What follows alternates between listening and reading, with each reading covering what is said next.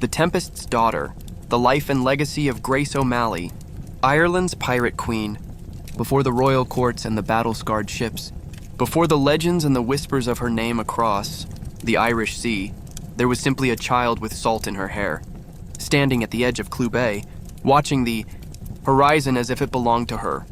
Chapter 1, Child of the Tides. The wind howled across Clew Bay on a bitter February morning in 1530, driving rain sideways against the stone walls of Belclare Castle. Inside, a fire crackled in the hearth as Marjorie O'Malley's screams echoed through the corridors.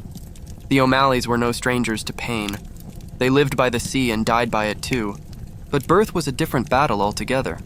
Owen O'Malley, chief of the O'Malley clan, paced outside the chamber. His calloused hands, more accustomed to gripping sword hilts and ship rigging, now twisted nervously around themselves. This was his 5th child, but dread still pooled in his stomach like seawater in a leaking hull. 3 previous sons had survived. His last daughter had not. "A girl," announced the midwife, emerging from the room with a bundle wrapped in wool. "Strong lungs, fighting spirit." Owen's shoulders relaxed slightly. He took the child, surprised as always by how something so small could carry the weight of legacy.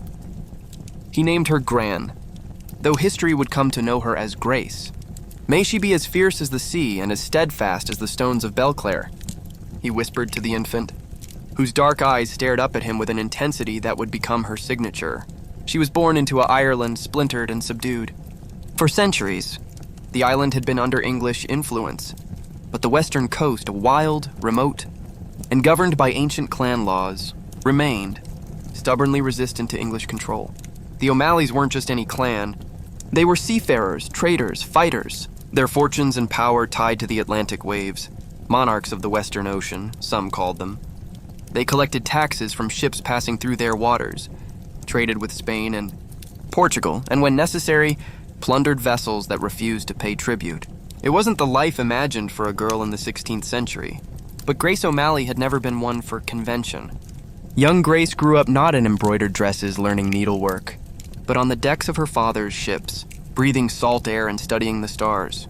At an age when most girls were learning household management, she was learning to navigate by the North Star, to read weather and cloud formations, and to speak the languages of trade: English, Spanish, Latin, even bits of Scottish Gaelic picked up from merchants and captured sailors. There's a story, perhaps more legend than fact, that when Grace was just 10 years old, she begged her father to take her on a trading voyage to Spain. He refused, saying her long hair would catch in the ship's ropes. That night, she took a knife and hacked off her hair to the scalp. "Now may I go?" she reportedly asked her shocked father the next morning, standing before him with a roughly shorn head and fierce determination in her eyes. Whether true or embellished, the tale captures the essence of Grace, practical, determined, and willing to transform herself to claim the freedom she desired. Owen recognized something in his daughter that transcended the limitations of her. Sex, a natural command, a sharp mind, and a courage that couldn't be taught. So he brought her aboard not as a daughter to be protected, but as an apprentice to be forged. Belclare Castle, perched on the rocky coastline, was more fortress than palace. Its walls, weathered by centuries of Atlantic storms, housed not just the O'Malley family, but their loyal followers, warriors, sailors and servants bound to the clan by blood and oath.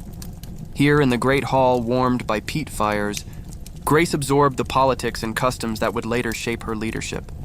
She learned the complex web of alliances and feuds that defined Gaelic politics, committing to memory which clans were friends and which would sooner slit an O'Malley throat than break bread with them.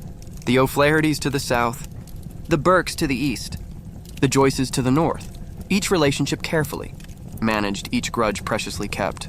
But it wasn't just clan politics that shaped young Grace's understanding of power. By the 1540s, Henry VIII of England had declared himself King of Ireland, intensifying English efforts to subjugate the island. The old Gaelic order was under threat. Clan chiefs were pressured to surrender their ancestral lands and receive them back as royal grants, transforming them from independent rulers to subjects of the crown. Owen O'Malley, like many Gaelic leaders, navigated this dangerous new reality with strategic compromises and calculated resistances. Grace watched and learned the delicate art of survival, when to bend and when to stand firm, when to pay lip service to foreign lords and when to secretly defy them. The English understand only strength. Owen told her one evening as they stood on the castle ramparts, watching ships in the bay below.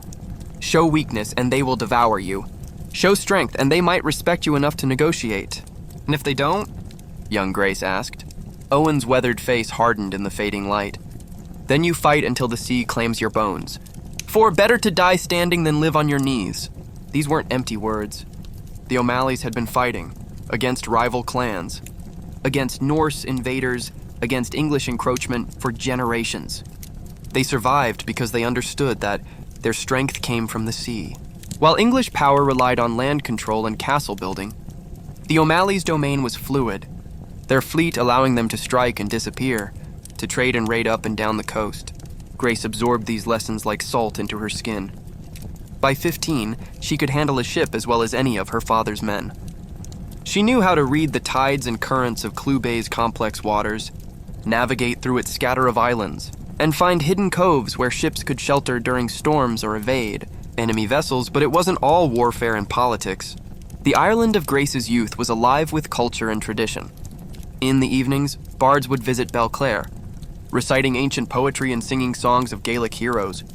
Grace developed a lifelong love of poetry and music, reportedly keeping bards in her own retinue in later years. These weren't mere entertainments. They were repositories of cultural memory, reminders of a proud heritage that the English sought to erase.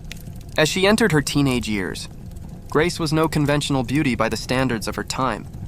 Descriptions suggest she was tall and strong-boned, with striking features rather than delicate ones. Her years at sea had weathered her skin, and her hands were calloused from rope and sword. But she possessed something more compelling than conventional beauty, a magnetic presence, an intelligence that flashed in her eyes, and a voice that could command a ship's crew in a storm or charm a merchant into a favorable trade. It was clear to all who knew her that Grace O'Malley would not settle for the traditional path of a chieftain's daughter, marriage to strengthen clan alliances, childbearing, and domestic management. She had tasted freedom on the open sea, felt power in her growing command of ships and men.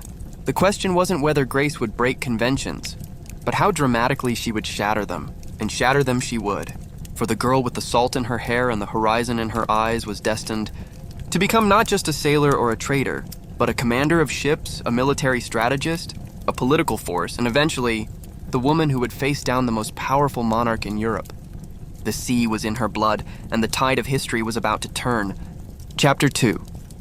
A Marriage of Strategy. At 16, Grace O'Malley stood in the stone chapel of Rockfleet Castle, her face a careful mask revealing nothing of the calculations running behind her dark eyes. Beside her stood Donal and Chogaid, O'Flaherty, heir to the O'Flaherty clan, a young man with broad shoulders and a reputation for both bravery and brutality in battle, hence his nickname Donal of the Battles. This was not a love match. It was politics wrapped in matrimony, the alliance sealed with vows instead of signed treaties. The O'Flahertys controlled land south of Clew Bay, and a union between the families would strengthen both against English encroachment and rival Gaelic clans. Owen had arranged the match carefully, negotiating terms that would benefit the O'Malleys while securing his daughter's position. Grace, pragmatic even in youth, understood the necessity. Marriage was rarely about affection among the ruling families of Western Ireland. It was about power, protection, and progeny. What distinguished this arrangement, however, were the unusual conditions Grace insisted upon. She would continue her activities at sea. She would maintain command of her own ships and men. And while she would provide O'Flaherty with heirs, she would not surrender her identity as an O'Malley or her place in her father's maritime enterprises. Donal agreed to these terms, perhaps admiring her spirit, perhaps simply confident that marriage would eventually temper her unconventional ambitions. He was wrong. Their wedding feast lasted 3 days, with bards singing ancient tales, warriors competing in tests of strength, and barrels of wine and mead flowing freely. It was a celebration befitting the union of two powerful families, but throughout it all, Grace's gaze often drifted toward the bay, where ships bobbed at anchor, promising freedom beyond the confines of domestic life. Rockfleet Castle became Grace's new home, a stark stone fortress overlooking Clew Bay, its foundations reaching down to the water itself. From its towers, she could watch ships passing, note their flags and cargoes, and plan her next voyages. For despite her new role as wife to the O'Flaherty heir, Grace had no intention of retiring from the sea. Within a year of marriage, Grace gave birth to a son they named Owen after her father. She recovered quickly from childbirth, and within weeks was back on the deck of her galley, infant sometimes strapped, to her back as she commanded raids on merchant ships or trading expeditions to distant ports. This arrangement raised eyebrows even in the relatively flexible Gaelic society, where women had more rights than their English counterparts. But Grace was establishing a pattern that would define her life, conforming to expectations just enough to maintain her position, while simultaneously pushing boundaries that confined women to domestic spheres. Her marriage to Donald proved more complex than the simple political arrangement it was intended to be. By all accounts, there was mutual respect between them, perhaps even affection. Donald recognized Grace's exceptional abilities as a strategist and leader, qualities valuable to his own ambitions. For her part, Grace appreciated his courage and his willingness to accept her unconventional role. Together, they made a formidable pair. While Donald focused on land-based conflicts and protection of O'Flaherty territories, Grace extended their influence by sea. Under her command, the O'Malleys and O'Flahertys controlled maritime trade along the western coast, collecting taxes from passing ships, or plundering those that refused to pay. 2 more children followed over the next years: Margaret, their daughter, and Murrow, another son. With each birth, Grace retreated briefly from the sea, but always returned, bringing her children into her maritime world as soon as practical. She was determined that they would understand both their Gaelic heritage and the freedom of the ocean that had shaped her own life. These were dangerous times to raise children in Western Ireland. By the 1550s, English control was tightening across the island. The Tudor policy of surrender and regrant required Irish clan chiefs to surrender their titles and lands to the English crown, then receive them back as royal grants, transforming independent Gaelic rulers into vassals of the English monarchy. Many chiefs reluctantly accepted these terms, recognizing the futility of resistance against English military might. Others, including the O'Flahertys and O'Malleys, maintained a careful balance in offering nominal submission when necessary while continuing to operate according to Gaelic traditions in their territories.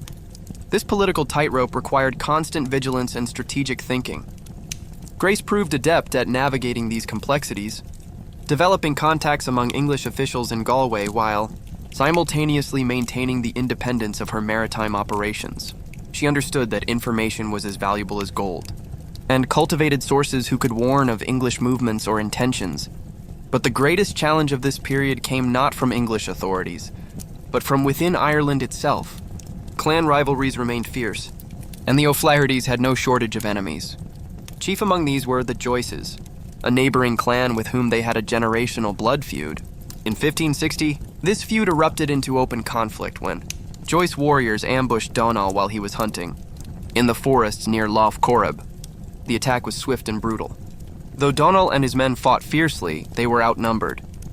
Donald Anchogaid of the battles fell as he had lived, with a sword in his hand and defiance on his lips. The news reached Grace as she was returning from a trading voyage to Scotland. Her ship had barely docked when a messenger arrived, bearing the grim tidings that her husband of 11 years lay dead, and Joyce men were already moving to claim O'Flaherty lands, including Rockfleet Castle where her children resided. Grace's reaction was immediate and calculated. She ordered her ship prepared for battle, gathered her most loyal fighters, and sailed directly to Rockfleet. Her arrival was timed perfectly. The Joyces had not expected such a rapid response and were still organizing their assault on the castle. What followed would become one of the first legends in Grace, O'Malley's growing reputation. Rather than engaging in a prolonged siege or a frontal assault on the Joyce forces, she used her intimate knowledge of the coastline to land her men at a hidden cove behind the castle. They scaled the cliffs under cover of darkness and launched a surprise attack on the Joyce camp. The fighting was savage but brief. Caught unprepared, the Joyces suffered heavy casualties before retreating in disarray. Grace personally led the attack, and witnesses later claimed she fought with the strength of 10 men and the fury of a winter storm. With the immediate threat repelled, Grace faced a new challenge. As a widow, her position was precarious. Under Brehon law, the traditional legal system of Gaelic Ireland, She had certain rights to her, husband's property, but these were not absolute. The O'Flaherty clan would now be led by another male, relative, who might not look favorably on Donal's independent-minded widow. Moreover, her children's inheritance was at risk. At 10 years old, Owen was too young to assert his rights as Donal's heir, and rival factions within the O'Flaherty clan were already maneuvering to seize control. Grace made a bold decision. Rather than remaining at Rockfleet to fight a political battle she might not win, she gathered her most loyal followers, her children, and as much portable wealth as they could carry. Under cover of night, they boarded her ships and set sail for Belclare Castle, her family's ancestral home in Mayo. Her return was both a retreat and a reclamation. In the safety of O'Malley territory, Grace could regroup, plan, and ensure her children's protection while she decided her next move. Her father, Owen, now in his 60s, welcomed his daughter's return. Recognizing that her seafaring skills and strategic mind had only sharpened during her years with the O'Flahertys, the period following Donal's death marked a turning point in Grace's life. No longer defined primarily as a wife or daughter, she began to emerge as a power in her own right. She took full command of several ships in the O'Malley fleet, gathered a crew of loyal fighters, and expanded her maritime activities from trading into more aggressive pursuits. This was the beginning of Grace, O'Malley's transformation from a chief's daughter and a clan wife into the woman who would eventually be known as the Pirate Queen of Ireland. The woman who, even in widowhood and facing enemies on all sides, refused to diminish or retreat. The sea that had always called to her now became her true domain, and in its wild, ungovernable expanses, she would forge a legacy that neither Gaelic tradition nor English law had foreseen for a woman of her time. The tempest was rising, and Grace O'Malley was at its center. Chapter 3. The Rise of the Pirate Queen. The summer of 1562 found Grace standing on the deck of her galley, the salt wind whipping her cloak as she studied the horizon with narrowed eyes. 2 years had passed since Donal's death, years in which she had transformed loss into opportunity and grief into power. Her father Owen had died peacefully in his sleep the previous winter, leaving her brother Donal as the official chieftain of the O'Malley clan. But while her brother held the title, it was Grace who increasingly controlled the clan's maritime power. She had taken command of a significant portion of the O'Malley fleet, at least 3 galleys and several smaller vessels, and assembled crews fiercely loyal to her personally. These weren't just fishermen or traders. They were hardened fighters, expertly trained in both seafaring and warfare. Under her direction, the O'Malley ships expanded their activities beyond the traditional fishing and trading that had sustained the clan for generations. Now they engaged in what the English would call piracy and what Grace considered legitimate taxation, intercepting merchant vessels passing through O'Malley waters and demanding payment for safe passage. Ships that paid were allowed to continue unmolested. Those that refused faced the full fury of Grace's fighters who would board, seize valuable cargo, and occasionally take hostages for ransom. Her reputation for both ruthlessness and honor spread quickly. Captains knew that Grace O'Malley would keep her word if they paid her demands, but would show no mercy if they resisted. While English officials in Dublin Castle fumed at reports of her activities, Grace was careful to target primarily foreign vessels, particularly Spanish and Portuguese ships returning from the New World laden with valuable cargo. By avoiding direct confrontation with English interests, she maintained a precarious coexistence with the authorities while building her wealth and power. Her base of operations was strategic and symbolic, rather than remaining at her family's traditional seat. At Belclare, Grace established herself at Rockfleet Castle, which she claimed as part of her late husband's estate. Perched on a narrow inlet of Clew Bay, Rockfleet was perfectly situated for monitoring shipping routes and launching rapid raids on passing vessels. The castle itself was more fortress than palace, a stark, square tower rising from rocky shores with walls thick enough to withstand cannon fire and a design that allowed a small force to defend against much larger numbers. From its battlements, Grace could spot sails hours before ships came within striking distance, giving her time to prepare her vessels for interception. Her growing power did not go unchallenged. Other Gaelic clans resented her aggression, particularly when her ships began to demand tribute from vessels in waters they considered their domain. The English authorities in Galway the nearest significant English-controlled port, received constant complaints about the woman O'Malley, who acted as a goddess of the sea, taking what she will. In 1564, the English governor of Connaught, Sir Richard Bingham, made his first attempt to curb Grace's activities. He sent a small fleet to capture her ships and bring her to Galway for trial. It was a disastrous miscalculation. Grace's intelligence network, a web of fishermen, traders, and paid informants in ports across Western Ireland gave her ample warning of Bingham's plans. Rather than fleeing or hiding, she set a trap. She positioned her ships behind the many small islands of Clew Bay, using her intimate knowledge of the treacherous local waters to her advantage. When Bingham's ships entered the bay, they found themselves navigating unmarked shoals and hidden reefs without local guides. Grace allowed them to become hopelessly disoriented before launching her. Attacked from multiple directions simultaneously, 2 English ships ran aground and a third was captured, after a brief but fierce battle. Only the flagship escaped, bearing a humiliated Bingham back to Galway. This victory elevated Grace from a local irritant to a significant threat in the eyes of English authorities. It also cemented her reputation among the Gaelic clans of the West. Here was a woman who had outfoxed and outfought the English governor himself, a feat few male chieftains could claim. But Grace was not content with merely defending her territory. She recognized that true security would require political alliances as well as military strength. And for a widowed woman in 16th century Ireland, the most direct path to political power was through marriage. In 1566, Grace made another calculated decision. She would marry again. Her choice was Richard Burke, known as Iron Richard, the chieftain of the powerful Burke clan that controlled lands east of O'Malley territory.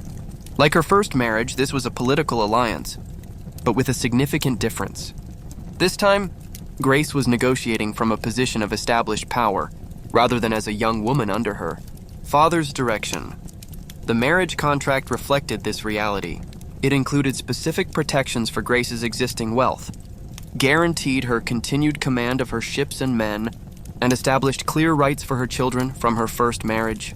Most unusually, it was structured according to ancient Brehon law as a trial, marriage for 1 year, after which either party could dissolve the union by simply saying, "I dismiss you," before witnesses. The wedding took place at Rockfleet, with representatives from most major Gaelic clans in attendance, a demonstration of Grace's growing political importance. Iron Richard, a man of formidable reputation himself, seemed to accept his new wife's independent power as an asset rather than a threat to his own authority. Their union proved effective, if not particularly romantic. With Burke allies to the east and her own naval power controlling the coast, Grace established a sphere of influence that few dared challenge directly. She bore Richard a son, Tibbet, reportedly giving birth aboard one of her ships during a trading voyage, and returning to battle against Algerian corsairs the very next day, prompting her crew to nickname the infant Tibbet of the ships. Whether this dramatic birth story is literal truth or creative embellishment, it captures an essential truth about Grace during this period. She was operating at the height of her powers, fearlessly expanding her activities beyond Ireland's shores. Her ships ventured as far as Spain and North Africa, trading, raiding, and occasionally hiring out their services as mercenaries in foreign conflicts. By the end of the 1560s, Grace O'Malley had transformed herself from a widowed clan wife into one of the most powerful individuals in Western Ireland. She commanded a loyal fighting force of over 200 men between her ships and land holdings. Her annual income from shipping taxes, legitimate trade, and occasional ransoms probably exceeded that of many minor European nobles. More important than wealth was her growing political influence. Grace was now regularly consulted on matters of clan alliances and strategies for resisting English encroachment. Her proven ability to outmaneuver English forces made her counsel valuable to Gaelic leaders across the region. This remarkable ascent was built on more than just courage and martial skill, though she possessed both in abundance. Grace O'Malley's true genius lay in her political intelligence, her ability to navigate the complex shifting power dynamics of 16th century Ireland, where ancient Gaelic traditions collided with English colonial ambitions. She understood that survival required adaptability. She spoke multiple languages, including Latin and English, allowing her to negotiate directly with foreign captains and English officials when necessary. She maintained informants in key ports who kept her apprised of political developments and potential threats, and she cultivated a public image that inspired both fear and respect. The woman who could fight like a man, but thought with the strategic patience, historically associated with great queens. Yet for all her power, Grace remained vulnerable in ways that male chieftains were not. Her position depended on her personal capability and the continued loyalty of her followers. Unlike her brother or husband, she couldn't count on traditional authority, structures to maintain her status if her health or fortunes faltered. This precarious reality gave urgency to everything she did. Each raid, each alliance, each political maneuver wasn't just about immediate gain. It was about building a foundation of power secure, enough to withstand the inevitable challenges that a woman leader in her time would face. And those challenges were coming. For as Grace's power grew, so too did the determination of her enemies to bring her down. Chief among these was Sir Richard Bingham, the English governor who had never forgotten his humiliation in Clew Bay. As the 1570s approached, he was gathering resources and planning a more decisive move against the woman the English had begun to call the pirate queen of Connaught. The sea that had given Grace her freedom was becoming a battleground, and the storm that had been gathering on the horizon was about to break. Chapter 4, Tides of War. The year 1570 marked the beginning of a new era in Ireland, one that would test Grace O'Malley's resolve, cunning, and capacity for both resistance and adaptation, Queen Elizabeth having secured her position on the English throne after years of religious and political turmoil turned her formidable attention to Ireland. The policy of limited engagement gave way to a more aggressive strategy of conquest and colonization. For Grace, who had built her power in the relative freedom of Ireland's western fringes, this shift in English policy presented an existential threat. Elizabeth's government was no longer content to leave the remote Gaelic lordships to their own devices. They wanted control, complete and unquestioned. The mechanism for this control was a new policy called composition. Irish chieftains would surrender their traditional Brehon law rights and military forces in exchange for recognition as legitimate landholders under English law. Those who refused faced confiscation of their lands and military suppression. Grace recognized the danger immediately. Acceptance of composition would mean the end of her. Maritime activities classified as piracy under English law. Refusal, however, would make her and her allies targets for England's growing military presence in Ireland. She chose a third path, strategic ambiguity. While her husband Richard Burke nominally accepted composition, surrendering his title as the MacWilliam, and accepting the English title of Baron Burrishuel, Grace made no such formal submission. She continued her maritime activities while maintaining just enough diplomatic contact with English authorities to avoid a direct confrontation. This delicate balance was sustainable until 1574, when Sir Edward Fitton, the new president of Connaught, decided to make an example of the troublesome O'Malleys. He dispatched a force to capture Grace, hoping to bring her to trial in Galway. The expedition might have succeeded had one of Grace's many informants not provided advance warning. Instead of finding Grace at Rockfleet, Fitton's men found an empty castle and burning fields. Grace had evacuated her household, removed anything of value, and left nothing for the English to claim. She and her fighters melted into the wild landscapes of Mayo, using guerrilla tactics to harass the English force until they withdrew. This pattern, English advance, strategic retreat, and exhausting harassment, became Grace's signature approach over the next several years. She refused to engage in pitched battles where English discipline and superior weaponry gave them advantage. Instead, she struck at isolated outposts, ambushed supply lines, and disappeared before reinforcements could arrive. At sea, her ships began targeting vessels carrying supplies for English garrisons, disrupting the supply chain that sustained the foreign presence. When pursued, her galleys would retreat into the labyrinthine inlets and hidden coves of Ireland's western coastline, where larger English ships couldn't follow.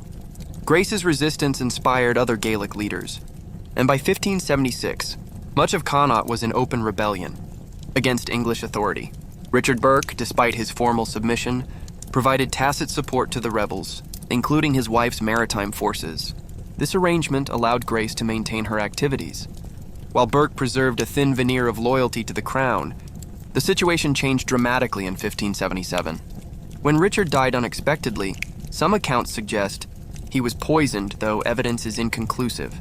His death threw the Burke territories into disarray, with rival factions vying for control and English administrators seeking to exploit the succession crisis. Grace, now widowed for a second time, moved decisively to protect her interests. The trial marriage, arrangement she had negotiated years earlier, proved invaluable, as it gave her clear legal rights to Rockfleet Castle and certain Burke lands, despite challenges from Richard's relatives. More importantly, she still commanded her ships and fighting men, whose loyalty was to her personally, rather than to clan structures. While Burke cousins fought over inland territories, Grace consolidated her control of the coastline and offshore islands. She also took steps to secure her children's futures. Her eldest son, Owen, now in his 20s, was established as a minor chieftain in former O'Flaherty lands. Her daughter, Margaret, was strategically married to a member of the powerful O'Donnell clan of Ulster, creating an alliance that would prove valuable in the conflicts to come. For her younger sons, Murrow and Tibbet, Grace employed a strategy that reflected the complex reality of 16th century Ireland. Murrow was raised in Gaelic tradition as a future clan leader, trained in the old ways of cattle raiding, seafaring, and warrior culture. Tibbet, meanwhile, was given an English-style education, learning the language, laws, and customs of the power that was increasingly reshaping Ireland. This dual approach, maintaining traditional Gaelic strength while developing capacity to navigate the new English-dominated order, characterized Grace's broader strategy. In the late 1570s, she would fight when necessary but negotiate when advantageous, preserving core freedoms while making tactical concessions. Her political acumen was tested severely in 1580, when a major rebellion erupted in the southern province of Munster. Led by Gerald Fitzgerald, Earl of Desmond, the uprising had significant support from Spain, England's Catholic rival. Philip II of Spain saw Ireland as a potential backdoor into England and provided weapons, money, and eventually troops to the Irish rebels. English authorities, fearing that the rebellion would spread northward, increased pressure on chieftains in Connaught to demonstrate loyalty to the crown. Grace found herself in a precarious position.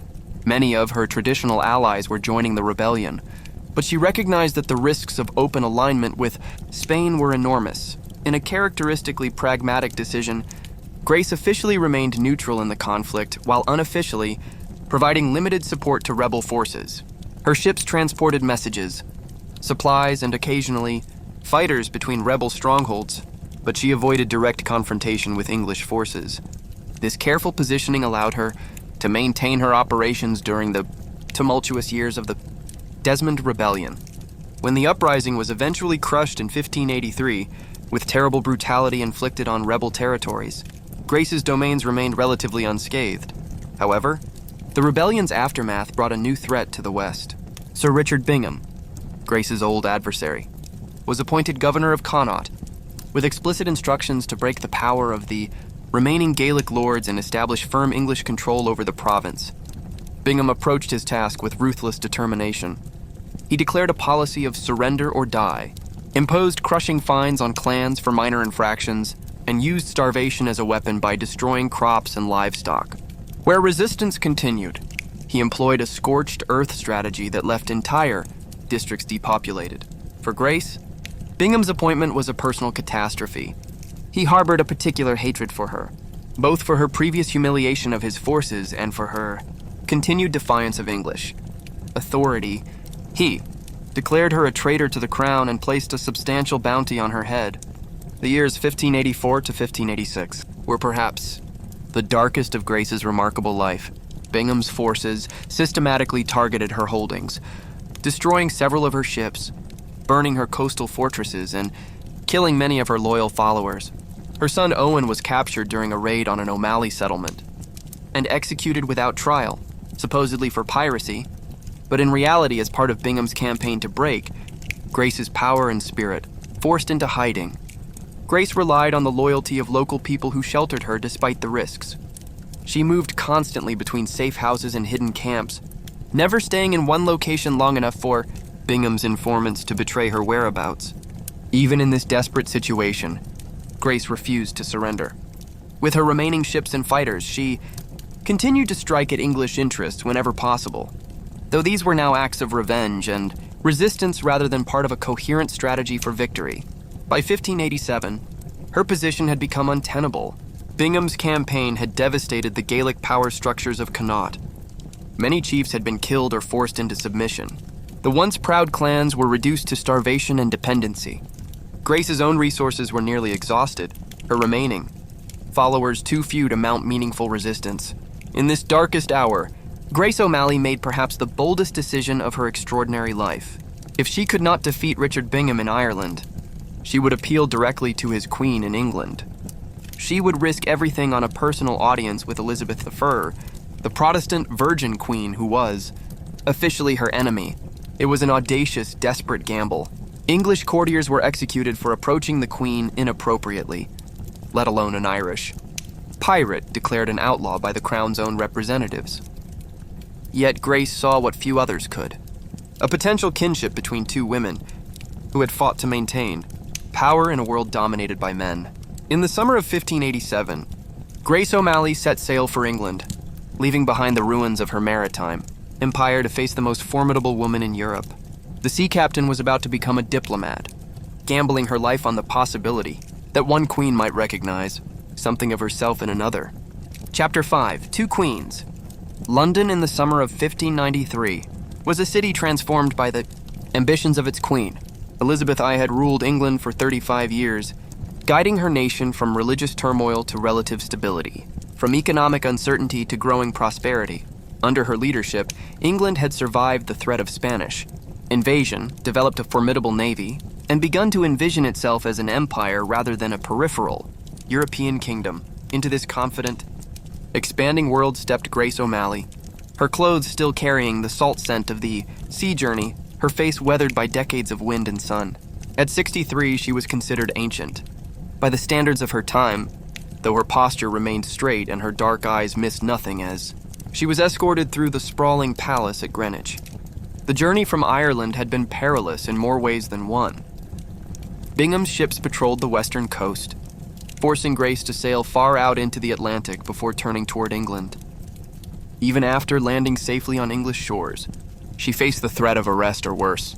She was, after all, officially an enemy of the state, but Grace had prepared carefully for this gamble. Before leaving Ireland, she had written directly to Elizabeth, using connections among English merchants she had dealt with fairly over the years. Her letter, dictated to a scribe, as Grace likely could not write English fluently, was a masterpiece of calculated humility and veiled strength. She presented herself not as a pirate or rebel, but as a loyal subject driven to desperate measures by the abuses of the Queen's representatives in Ireland.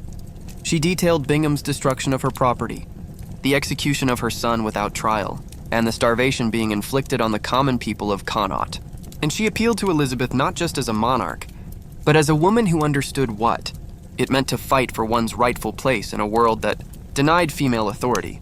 Whether moved by curiosity, political calculation, or perhaps a flash of recognition across the divide of culture and circumstance, Elizabeth granted the audience. It was unprecedented. The English queen rarely met with foreign dignitaries, let alone a Gaelic sea captain declared an outlaw by her own governors. The court that awaited Grace was a deliberately crafted spectacle of power. Elizabeth understood the political value of visual impression. She received visitors seated beneath a canopy of state, surrounded by the leading nobles and officials of England, dressed in a splendor that dazzled foreign ambassadors and domestic subjects alike. For this meeting, Elizabeth was at her most regal. Contemporary accounts describe her wearing a gown of white silk embroidered with pearls, her red hair elaborately dressed with jewels, her pale features enhanced with cosmetics that emphasized her image as the Virgin Queen, ageless, untouchable, more icon than mortal. In contrast, Grace appeared in what one courtier described as the simple dress of her country, likely a lean tunic and mantle of fine wool, perhaps with some embroidery or small ornaments befitting her status, but nothing approaching the extravagance of Elizabeth's court. The contrast was deliberate on both sides, Elizabeth projecting imperial majesty, Grace embodying a more ancient, untamed sovereignty. What followed has passed into legend, though the actual transcript of their conversation has been lost to history. According to the most reliable accounts, the two women conversed in Latin, as Grace spoke no English and Elizabeth no Gaelic. This choice of language was itself significant. Latin was the international language of diplomacy and scholarship, placing their conversation in the realm of formal negotiation rather than royal audience. The substance of their discussion focused on practical matters: the restoration of Grace's confiscated property, the release of her remaining son and half-brother from Bingham's dungeons, and guarantees for her personal safety upon return to Ireland. But beneath these specific requests lay a more fundamental negotiation about power, legitimacy, and the changing nature of Ireland. Elizabeth, for all her carefully cultivated image of absolute authority, was a pragmatist. She recognized in Grace someone who could potentially be more valuable as an ally than an enemy. Grace, despite her grievances against English rule, was clear-eyed about the shifting balance of power in Ireland. She wasn't fighting to expel the English anymore. That opportunity, if it had ever existed, was long past. She was fighting for a place within the new order that preserved some measure of autonomy and dignity. Their meeting lasted nearly 2 hours, an extraordinary length of time given Elizabeth's notorious impatience with most supplicants. What emerged was less a submission and more a negotiated settlement between two formidable women who, despite vastly different positions, shared the experience of wielding authority in a world that questioned their right to do so. Elizabeth agreed to order Bingham to release Grace's imprisoned family members and to cease direct persecution of Grace herself. She also tacitly accepted Grace's right to maintain certain aspects of her maritime activities, provided these did not interfere with official English interests. In return, Grace pledged not to support Spanish interventions in Ireland, and to provide the English crown with information about foreign ships operating along the western coast. This last concession transformed her from pirate to informal coast guard in the eyes of English administration, a shrewd reframing that allowed her to maintain many of her traditional activities under a new, quasi-legitimate banner. The meeting concluded with an exchange that, while possibly embellished in later tellings, captures the essence of the encounter. When Grace sneezed during the audience, a silver handkerchief was passed to her. After using it, she tossed it into a nearby fire rather than keeping it or returning it soiled.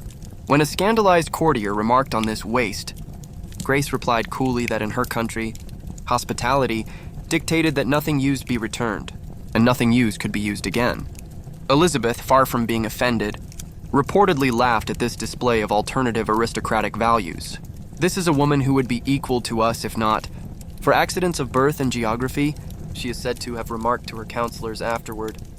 As Grace prepared to depart Greenwich Palace, Elizabeth presented her with a ring bearing the royal cipher, a tangible symbol of protection and connection that Grace would later use to great effect when dealing with English officials in Ireland. The outcome of this extraordinary summit between the pirate Queen and the Virgin Queen wouldn't be fully apparent until Grace returned to Ireland and tested whether Elizabeth's orders would be honored by her representatives there.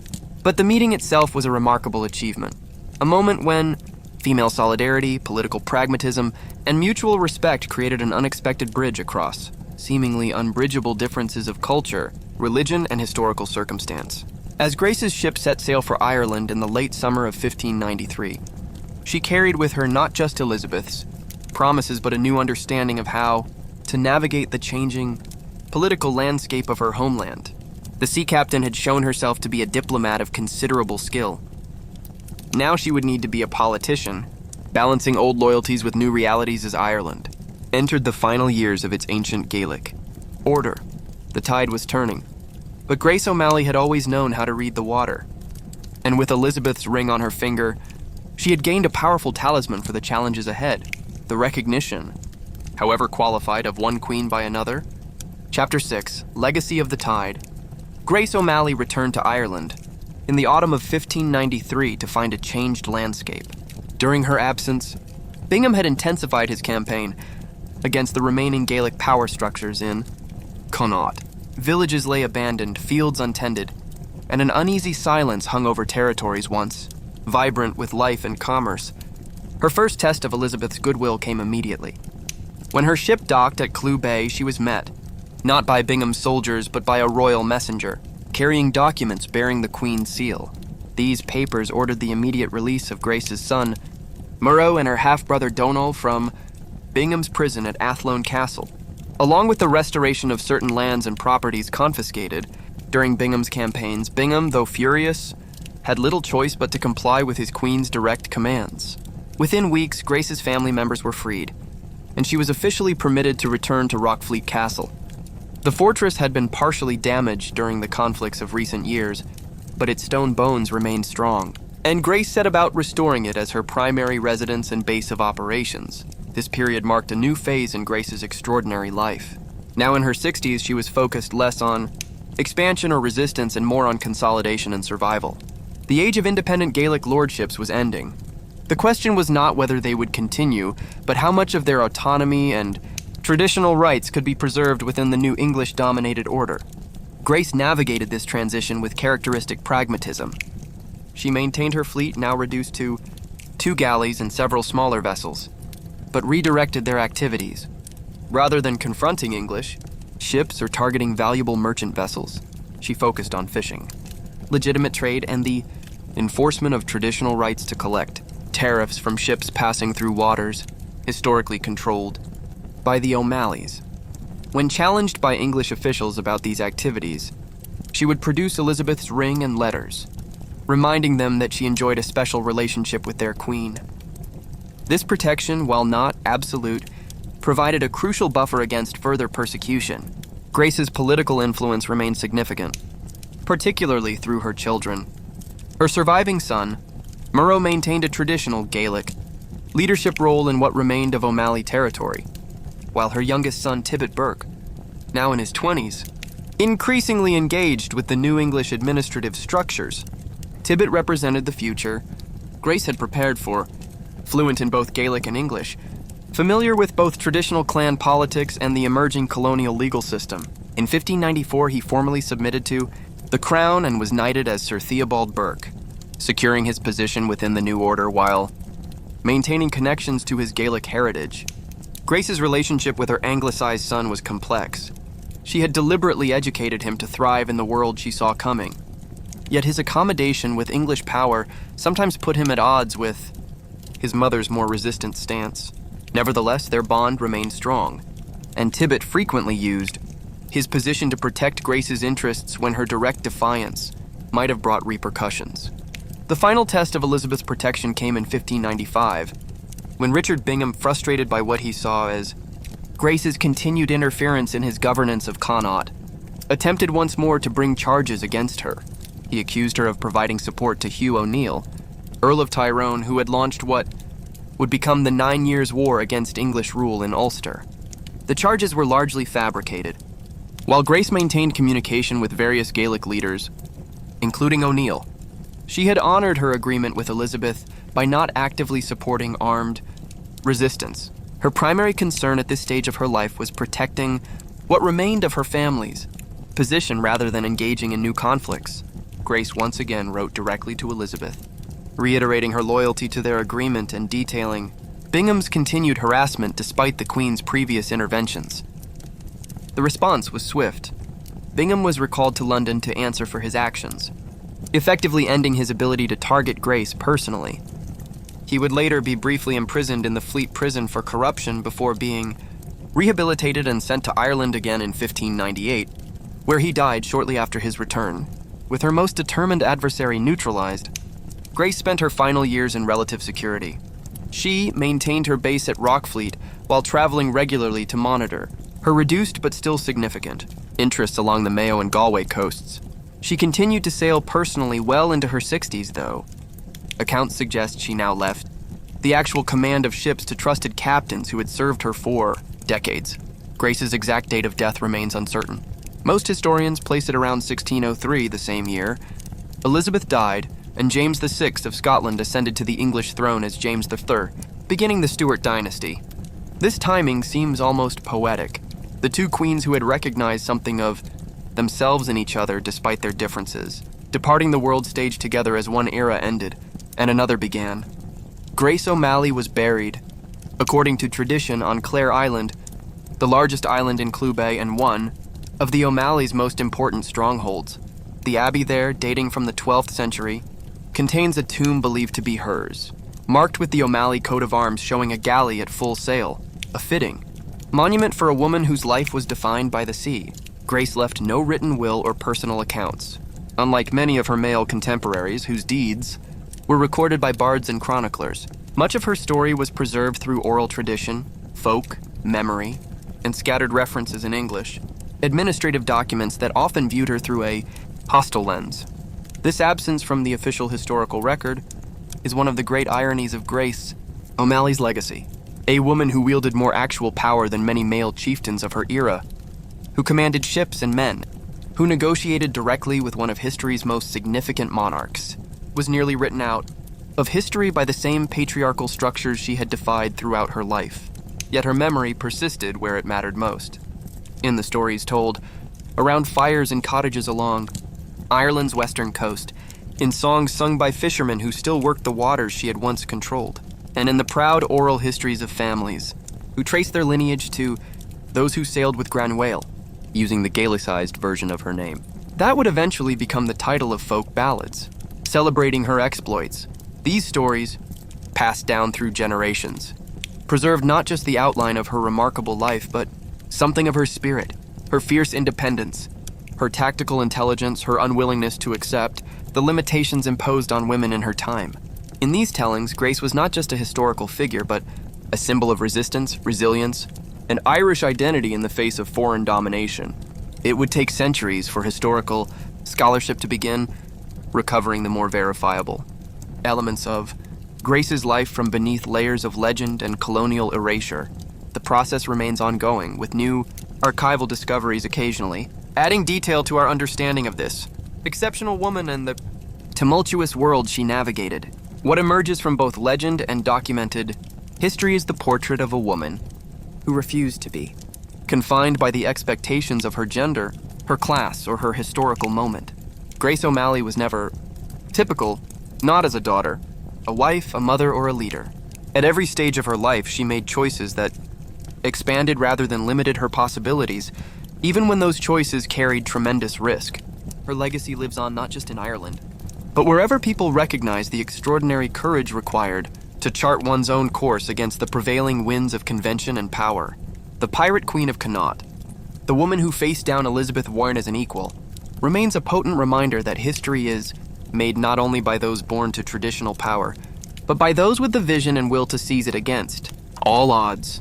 In the waters of Clew Bay, where islands scatter like dropped coins across the blue expanse, local sailors still point out the ruins of Rockfleet Castle to visitors. That, they say with pride that spans 4 centuries, was Granwale's fortress. And in that simple statement lies the enduring power of Grace O'Malley, a woman who built her own sovereignty in a world that offered her none, and whose spirit still haunts the wild western edge of Ireland, where land and sea merge in a constantly shifting boundary, just as she herself blurred the boundaries of what a woman could become in her time. Chapter 7, The Ireland Grace Made. To understand the full significance of Grace O'Malley's life, we must look beyond her personal story to the Ireland she helped shape and the Ireland that emerged in the wake of her passing. For Grace's lifetime spanned what historians now recognize as a crucial transition in Irish history, the shift from medieval Gaelic society to early modern colonial rule. When Grace was born in 1530, Ireland existed as a patchwork of semi-autonomous territories governed by Gaelic chieftains and Old English, lords, descendants of earlier Norman settlers who had become more Irish than the Irish themselves. English authority was largely confined to the area around Dublin, known as the Pale. Traditional Brehon law still regulated life in much of the country, supporting a social structure that, while hierarchical, offered certain rights and protections not found in English common law, including, crucially for Grace, greater legal and property rights for women. By the time of her death in the early 1600s, this world had been fundamentally transformed. The 9 Years' War, 1593-1603, ended with the defeat of Hugh, O'Neill and Hugh O'Donnell, the last powerful Gaelic lords capable of mounting significant military resistance to English rule. Their subsequent flight to continental Europe in 1607, known as the Flight of the Earls, marked the symbolic end of the Old Gaelic order. In the years that followed, the English crown implemented the Ulster Plantation, confiscating lands from native Irish and distributing them to Protestant settlers from England and Scotland. This policy would eventually be extended to other parts of Ireland, creating the sectarian divisions that would shape Irish history for centuries to come. Grace witnessed the beginning of this transformation, but not its completion. She lived through the crucial middle period when the outcome still seemed uncertain, when resistance still seemed possible, when negotiation and adaptation still offered paths forward that might preserve something of the old while accommodating the inevitability of the new. Her approach to this reality and fighting when necessary, negotiating when possible, adapting constantly, represented one model for survival in a changing Ireland. It wasn't the only model. Some, like Hugh O'Neill, chose more direct resistance, gambling everything on military victory. Others, like certain Old English families, embraced full assimilation into the new order, converting to Protestantism and adopting English customs and law to preserve their property and status. Grace charted a middle path that recognized the limits of military resistance without accepting complete submission. She used every available tool, force when she had it, diplomacy when she needed it, gender sometimes as a shield and sometimes as a weapon, to maintain as much autonomy as possible while ensuring her family's survival into the next generation. This pragmatic approach influenced many Gaelic families in the west of Ireland, particularly in Connaught, who adopted similar strategies of selective accommodation and protected resistance. They submitted formally to English authority while maintaining many traditional practices, away from administrative eyes. They educated their children in both traditions, creating a generation of cultural mediators who could navigate between worlds. Grace's direct descendants exemplified this dual existence. Her son Tibbet Burke, as Sir Theobald, became Sheriff of County Mayo under English administration while maintaining his position as a Gaelic nobleman with his own followers and traditional claims. During the 1641 rebellion, his son Theobald, Grace's grandson, initially sided with the Catholic Confederates against English Protestant settlers before later negotiating a separate peace to protect his family's holdings. This pattern of strategic adaptation continued through generations of Grace's lineage, contributing to the survival of certain aspects of Gaelic culture and Catholic identity in Western Ireland despite increasingly harsh penal laws against both. The Burke family maintained their position as significant landowners in Mayo into the 18th century, though with gradually diminishing status and holdings as the colonial project intensified. Beyond her direct descendants, Grace's influence echoed through the collective memory of coastal communities in Western Ireland.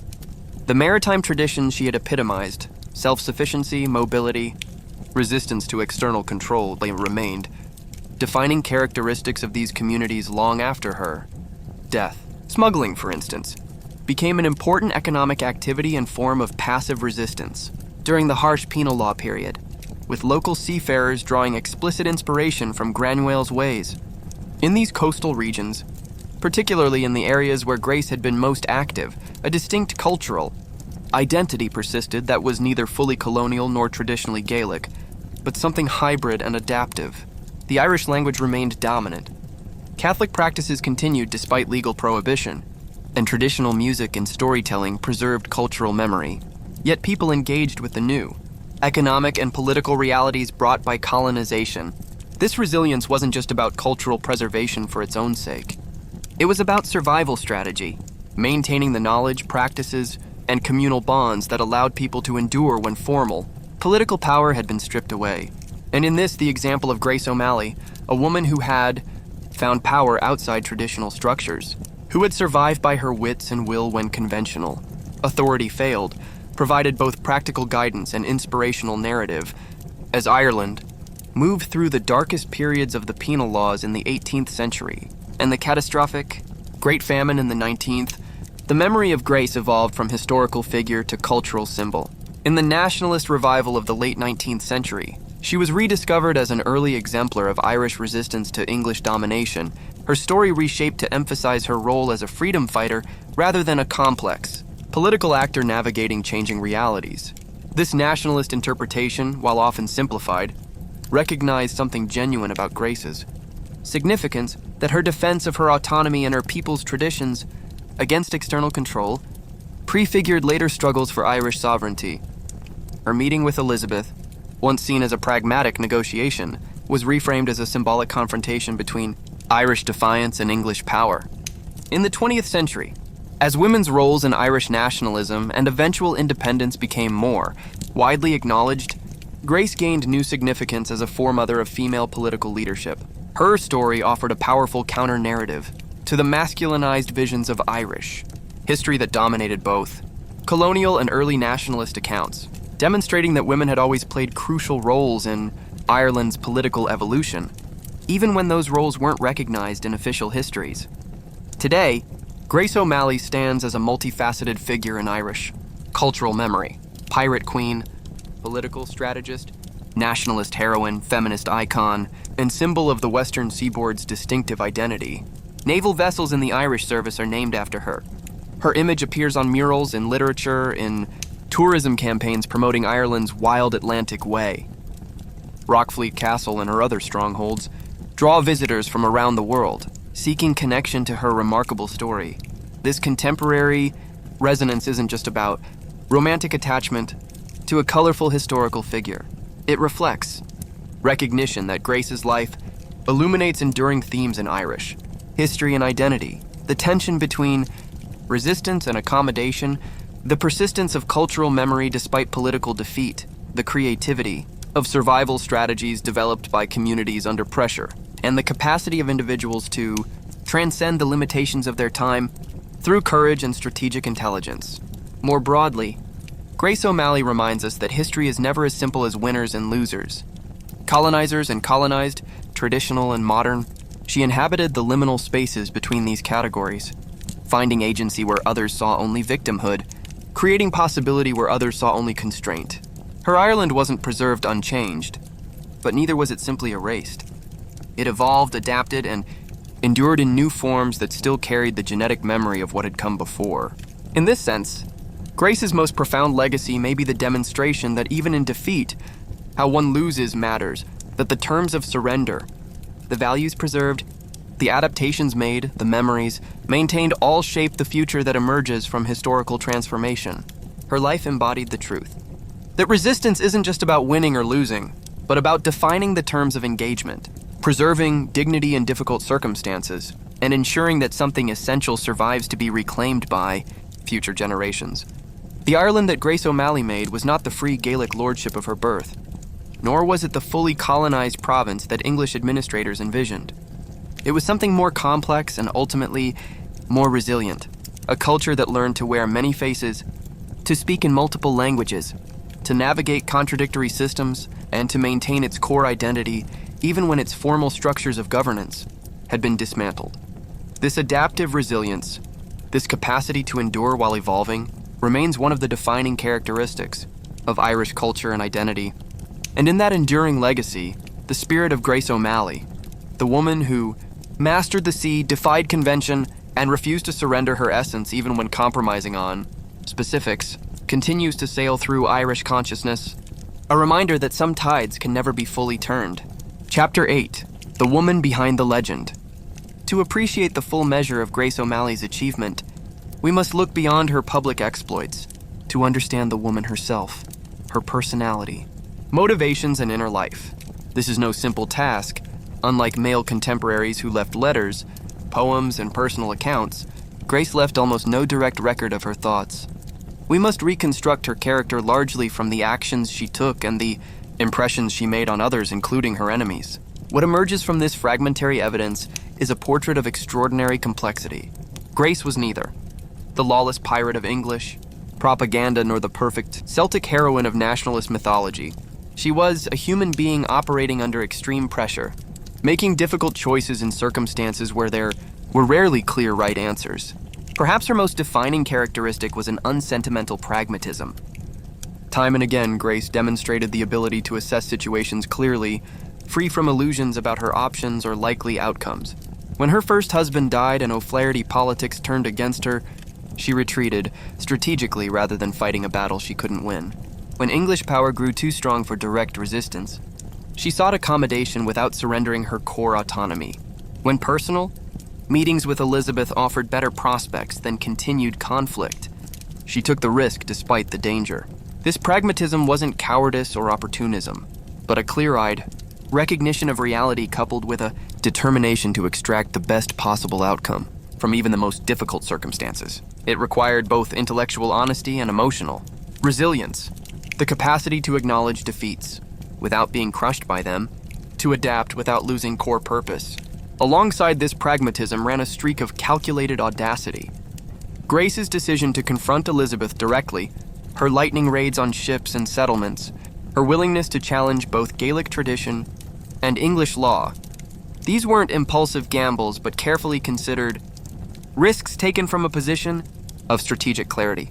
She understood when boldness offered better odds than caution, when convention had to be abandoned for survival. Contemporary accounts, even hostile ones, consistently note her exceptional intelligence. English officials, who dismissed most Irish leaders as savage or barbarous, grudgingly acknowledge Grace's quickness of mind, linguistic abilities, and capacity for complex negotiation. Her facility with Latin, uncommon, even among educated men of her time, allowed her direct communication with Elizabeth without intermediaries, a crucial advantage in their historic meeting. This intelligence wasn't purely academic. Grace possessed remarkable emotional and social intelligence as well. She built and maintained loyalty among diverse followers, from seasoned warriors to family members to local communities. She navigated the complex social hierarchies of both Gaelic and English worlds, adjusting her self-presentation as circumstances required without losing her essential authority. Grace's leadership style appears to have balanced firmness with fairness. Historical records suggest she punished disloyalty harshly but rewarded loyalty generously, creating a reputation for keeping her word in both promises and threats. This consistency was crucial in maintaining the fighting force that sustained her power through decades of conflict. Physical courage was another defining attribute. Even allowing for exaggeration in some accounts, Grace clearly led from the front in many confrontations, participating directly in naval actions well into her later years. This wasn't just bravado but practical leadership in a warrior culture, where authority had to be demonstrated repeatedly through action. Behind these public qualities lay a more private, emotional life that we can glimpse only indirectly. Grace's relationships with her children suggest strong maternal bonds. Despite her unconventional lifestyle, she fought fiercely to protect them, strategized carefully for their futures, and responded with devastating vengeance when her son Owen was killed by Bingham's forces. Her marriages appear to have been primarily political arrangements rather than love matches, typical for nobility in her era. Yet there are hints of genuine partnership, particularly with her second husband, Richard Burke, who seems to have respected her independence and supported her maritime activities. After his death, Grace did not marry again, perhaps valuing her hard-won autonomy too much to risk it in another alliance. Religion played a complex role in Grace's life. As a Catholic in an era of intensifying religious conflict, she maintained her faith while pragmatically engaging with the Protestant English establishment. Unlike some contemporaries who made religious identity the center of their resistance to English rule, Grace kept her focus on practical sovereignty rather than ideological or theological battles. This doesn't mean she was irreligious. References suggest she maintained traditional devotional practices and supported church institutions within her territories. But religion for Grace appears to have been part of cultural identity and community cohesion rather than a primary motivating force for her actions. What drove Grace O'Malley ultimately was not religious zeal or nationalist sentiment as later generations would understand it, but something more fundamental: the determination to preserve her personal freedom and the traditional rights of her family and followers in a world increasingly hostile to both. Her resistance to English expansion wasn't abstract or ideological, but concrete and specific, a defense of particular liberties, practices, and power structures that sustained her way of life. In this sense, her motivations were both smaller and larger than nationalist. Histories sometimes suggest smaller because they were rooted in personal and clan interests, rather than a vision of unified Irish resistance. Larger because they spoke to universal human desires for self-determination and dignity that transcend specific historical contexts. Grace's personality had its darker aspects as well. She could be ruthless when necessary, ordering executions of enemies and engaging in raiding practices that caused suffering to innocent parties. By modern standards, some of her actions would be considered criminal, though in the context of her time, They fell within accepted patterns of warfare and political contest. What made Grace exceptional wasn't moral perfection, but the way she transcended the boundaries that confined most women of her era. This transcendence wasn't achieved by rejecting her femininity, but by refusing to let it limit her. Contemporary accounts note that she maintained certain traditionally feminine skills alongside her martial abilities. She was said to be skilled at embroidery, for instance, and knowledgeable about healing herbs and practices. This integration of conventionally male and female domains may have been part of her effectiveness. Grace didn't attempt to become an honorary man, but created a new template for female leadership that drew on the full range of her capabilities. She used gender expectations strategically, playing on chivalric reluctance to harm women when it served her, abandoning feminine convention when it constrained her. In her personal appearance, Grace seems to have struck a similar balance. English accounts describe her as dressing plainly compared to Elizabeth's court, but with clear markers of her status and role. She likely wore a combination of traditional Gaelic clothing, the lane or tunic, the great wool mantle clasped at the shoulder, and more practical garments adapted for seafaring. Her hair, possibly red according to some accounts, was often covered, perhaps with the traditional Irish keef or headcloth. What we know with more certainty is that her physical presence made a strong impression on those who encountered her. Even in her 60s, when she met Elizabeth, courtiers noted her straight posture, direct gaze, and commanding manner. One described her as having the demeanor of one accustomed to being obeyed, a quality that transcended language barriers and cultural differences. This commanding presence wasn't just natural charisma, but a carefully cultivated tool of leadership. In Gaelic society, physical bearing, speech patterns, and personal presentation were important signals of authority. Grace mastered these cultural performances, while simultaneously developing the cross-cultural skills needed to navigate English contexts when necessary. Perhaps the most remarkable aspect of Grace's character was her adaptability. She lived through one of the most dramatic transformations in Irish history, from the relative autonomy of Gaelic lordships to the intensifying control of Tudor colonization, and managed to maintain her core identity and purpose. Despite this shifting ground, she learned new languages, adopted new strategies, formed new alliances, and found new paths to power when old ones closed. This adaptability wasn't just tactical, but psychological, the capacity to absorb tremendous change and loss without surrendering essential selfhood. When her first husband died, when her son was executed, when her ships were burned and her followers killed, when the political structures that had supported her power crumbled, and after each blow, Grace found a way to rebuild, recalibrate, and continue. In this resilience lies perhaps the deepest truth about Grace O'Malley, the quality that made her not just a successful leader, but a person whose story continues to resonate across centuries. She embodied the capacity to face reality without despair, to accept necessary change without surrendering core values, to find new possibilities in the aftermath of defeat. These qualities made her exceptional in her own time and unexpectedly relevant to ours.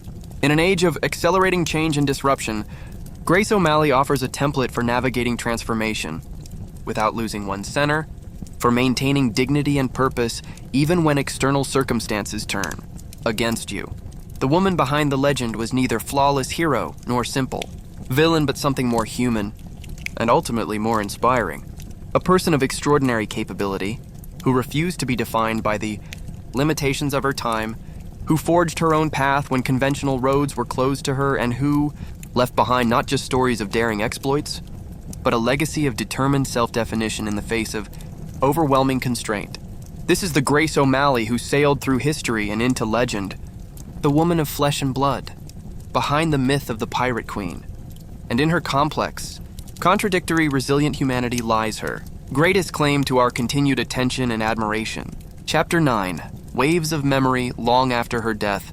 When the dust of centuries had settled on the ruins of her castles and her galleys, had rotted away to nothing, Grace O'Malley achieved something that eluded most of her contemporaries. She entered the realm of living memory, becoming not just a historical figure but a cultural touchstone, whose significance evolved with each generation that reclaimed her. This afterlife began in the folk traditions of Western Ireland, where stories of Granuaile persisted in oral histories, songs, and local legends.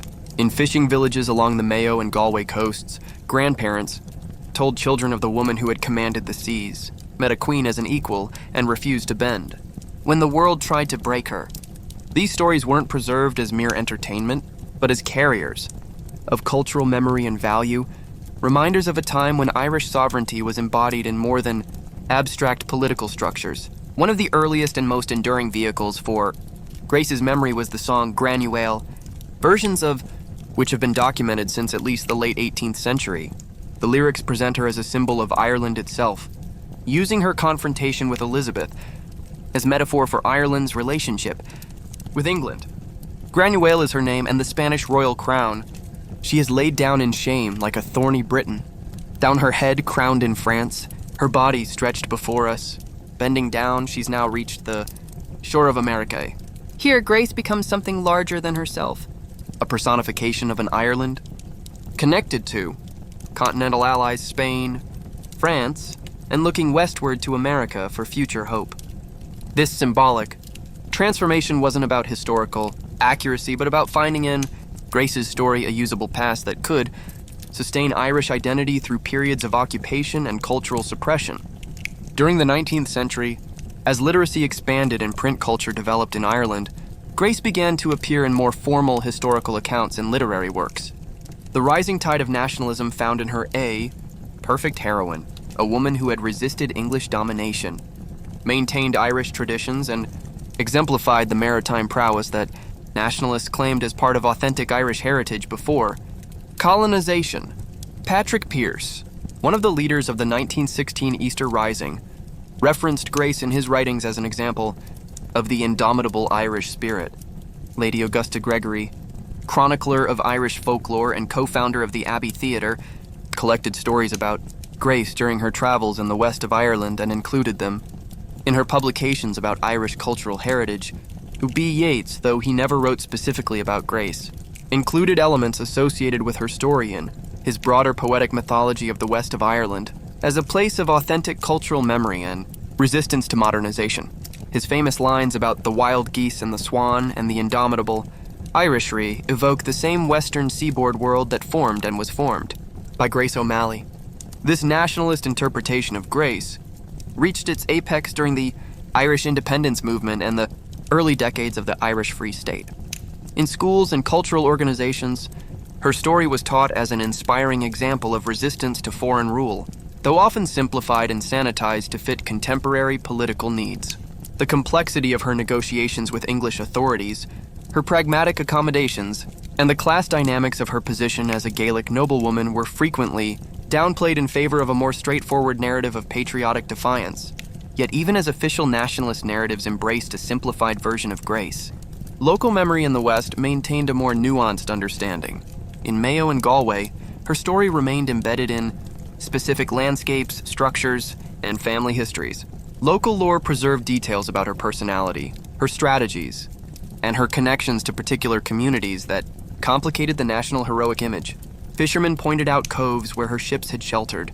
Families claimed descent from her crews, and place names preserved the memory of her presence.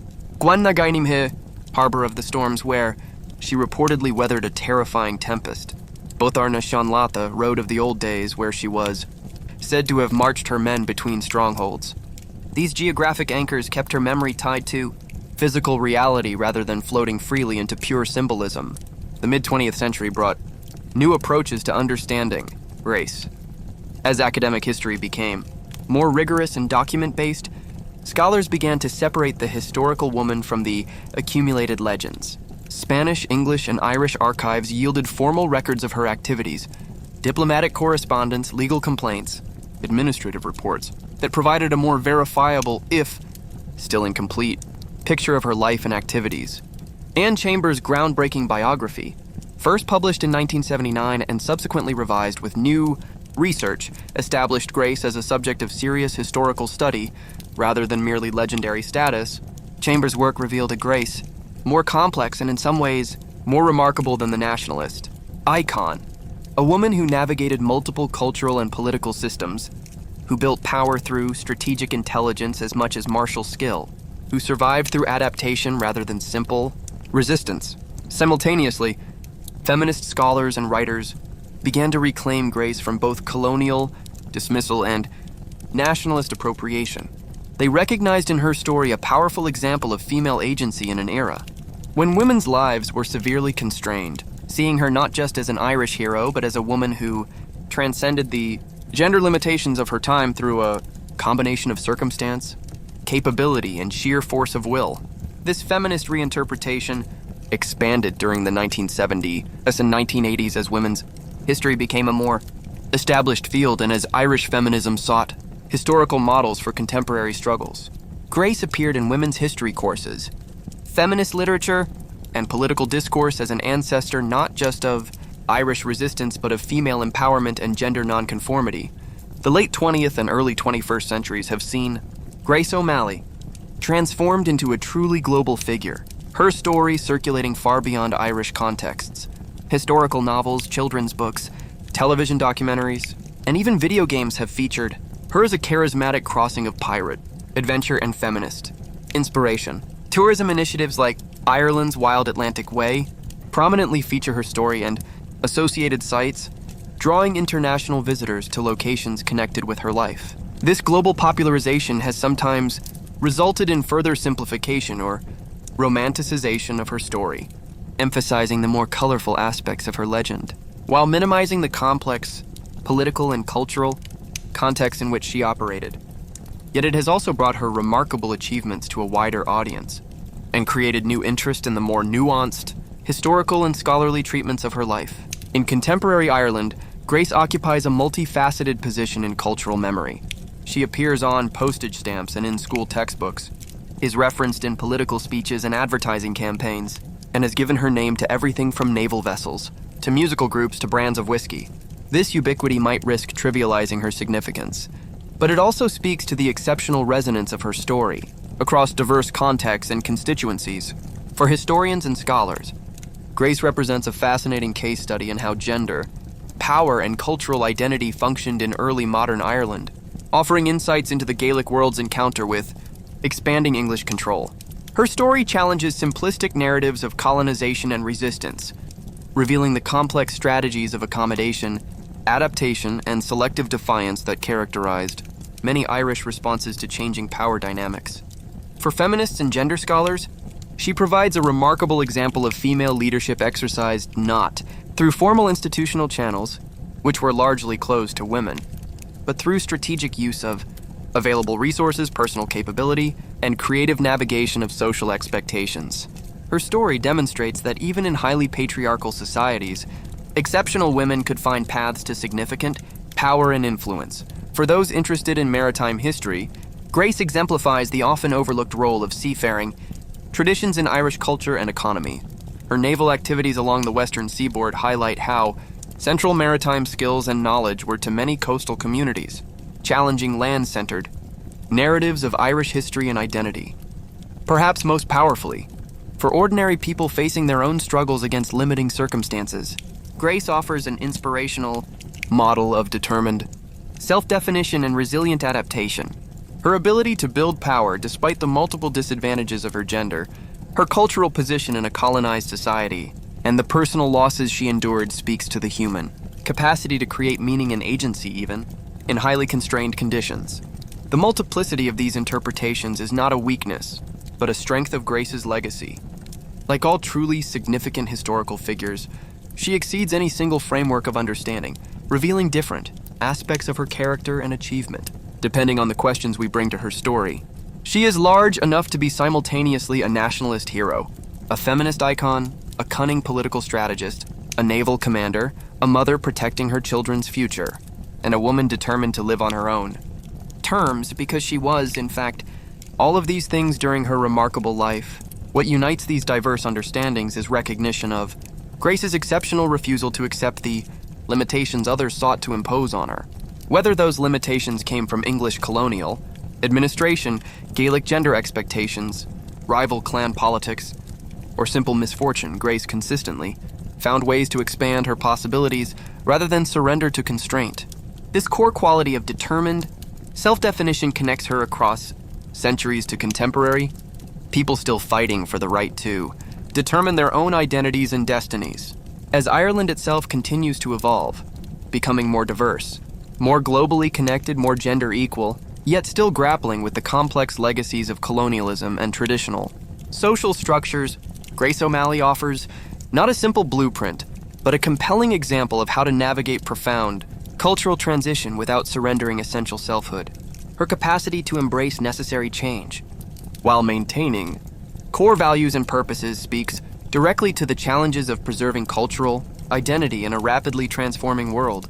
The continuing resonance of her story in the 21st century suggests that Grace achieved a form of immortality more meaningful than mere historical remembrance. She lives on as an active presence in cultural imagination, a figure who still has something to teach us about courage, adaptability, and the stubborn insistence on determining one's own course even when the winds of history blow against individual agency. In the end, perhaps the most fitting memorial to Grace O'Malley is not any statute or history book or ballad, but the sense of possibility she continues to inspire, the understanding that even the most rigid systems of power contain fissures through which determined individuals can find their freedom. The woman who refused to be bound by the expectations of her time continues, 4 centuries after her death, to expand our sense of what is possible for those willing to chart their own course through troubled waters. Chapter 10, The Tempest's Lessons. What can a 16th century pirate queen teach the 21st century? Why does Grace O'Malley's story continue to compel our attention across a gulf of 400 years and profound cultural transformation? Beyond the romantic appeal of her adventures and the admiration her courage inspires, Grace's life offers insights that speak directly to contemporary challenges and questions. Perhaps the most powerful lesson from Grace's story is the possibility of agency even in highly constrained circumstances. Born female in a patriarchal society, living through the collapse of her cultural world under colonial pressure, suffering personal losses that would have broken many spirits, Grace nevertheless consistently found ways to act rather than merely be acted upon. She created choices where none seemed to exist and maintained core autonomy even when forced to make significant compromises. This capacity for determined self-definition resonates powerfully in an age when many people feel increasingly powerless in the face of global systems beyond individual control. Grace reminds us that while we cannot always choose our circumstances, we retain the capacity to choose our response to those circumstances, to find the spaces, however narrow, where our own decisions and actions still matter. Equally relevant is Grace's example of adaptive resilience. She lived through a period of profound cultural and political transformation that in many ways resembles our own era of accelerating change.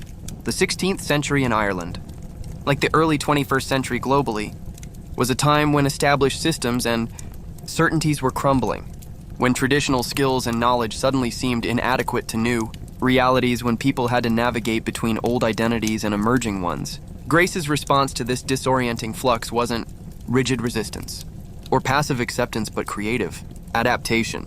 She preserved what was most essential to her: her personal autonomy, her family connections, her maritime skills, her cultural identity, while strategically accommodating unavoidable changes.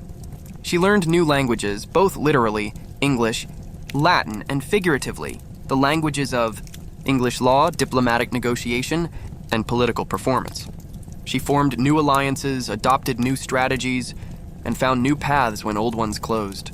This balance between preservation and adaptation, between maintaining core values and embracing necessary change, offers a model for navigating our own era of disruption. Grace shows us that survival through periods of transformation isn't about clinging rigidly to tradition or completely surrendering to new systems, but about discerning what is truly essential and finding ways to carry it forward into altered circumstances. Grace also exemplifies the power of intersectional identity, the way belonging to multiple social categories can create unique perspectives and possibilities. As a woman in a male-dominated society, a Gaelic leader during increasing English dominance, and a regional chieftain during the rise of centralized state power, Grace occupied multiple marginal positions. Yet, rather than seeing these as purely disadvantageous, she leveraged them to create distinctive opportunities. Her gender occasionally provided protection when male leaders would have been executed immediately. Her maritime mobility allowed her to evade territorial controls that constrained land-based chieftains. Her position between Gaelic and English systems gave her insights into both that more embedded figures lacked. What could have been compounding disadvantages became, through her strategic intelligence, sources of unique capability.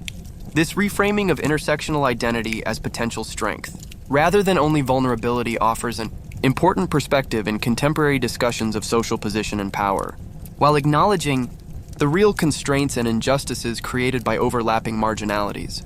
Grace's example suggests that these positions can also generate unique insights, capabilities, and paths to agency unavailable to those at the center of dominant systems.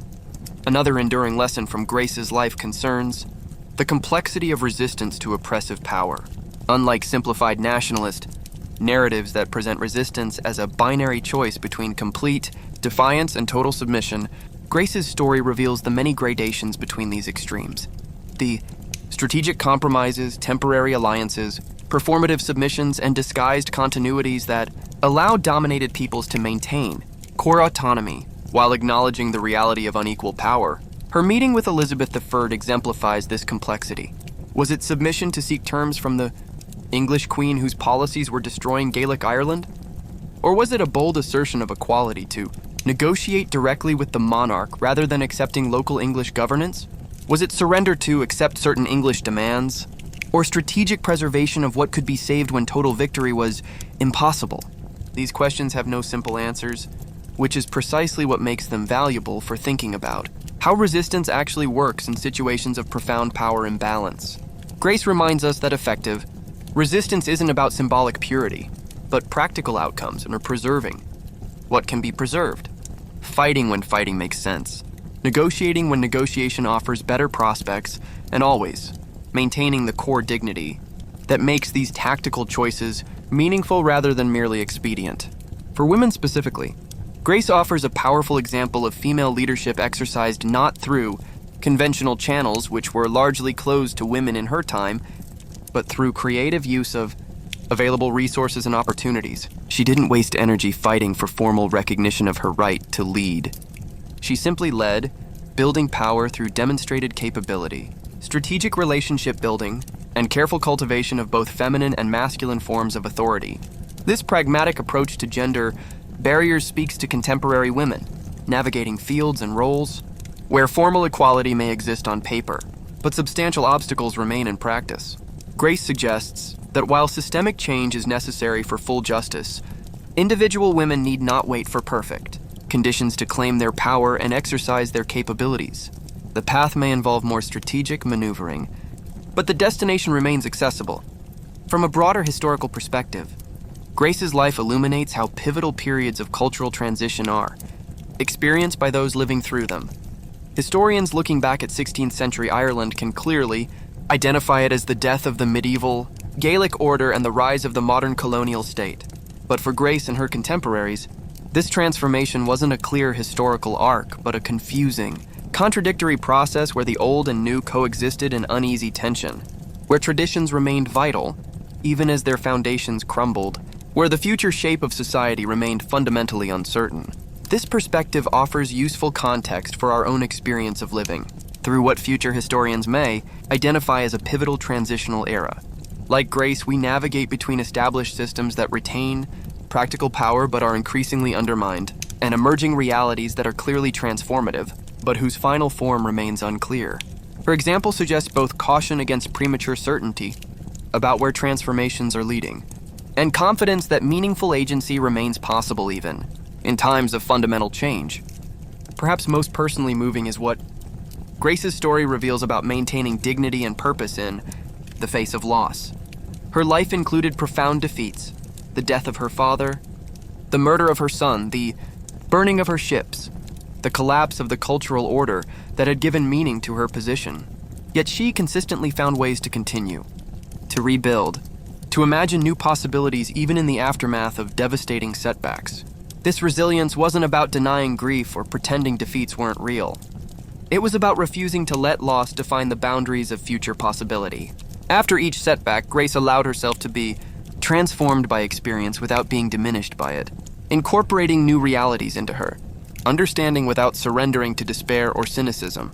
In an age when many people feel psychologically overwhelmed by cascading crises, climate change, political instability, economic precarity, technological disruption, Grace's emotional resilience offers a powerful template. She reminds us that human beings have navigated world-altering transitions before, have absorbed tremendous personal and collective losses, and have still found ways to maintain meaning, connection, and agency in radically altered circumstances. These lessons from Grace's life aren't abstract principles, but embodied wisdom, demonstrated through the concrete choices and actions of a remarkable woman facing extraordinary challenges. They remind us that history's value isn't just in recording what happened, but in preserving the hard-won insights of those who navigated difficult passages before us. Grace O'Malley was not perfect. She could be ruthless, vengeful, and willing to sacrifice others' interests for her own and her family's survival. Her achievements came partly at the expense of those with less power than herself. Her legacy includes both inspiring courage and troubling brutality, as is true of most consequential historical figures. But it is precisely her complex humanity that makes her lessons so valuable. She wasn't a saint or an idealized symbol, but a flesh and blood woman, making difficult choices in challenging circumstances, sometimes getting it right and sometimes failing, but always maintaining her essential selfhood and agency in a world determined to deny her both. 400 years after her death, as her stone tomb on Clare Island feels the vibrations of a changed world, the helicopters overhead, tourist boats in the bay, smartphones capturing images of ancient walls, Grace O'Malley continues to speak to us. Not with the simple certainties of legend, but with the complex, contradictory, endlessly generative wisdom of a life, fully lived against the constraints of its time.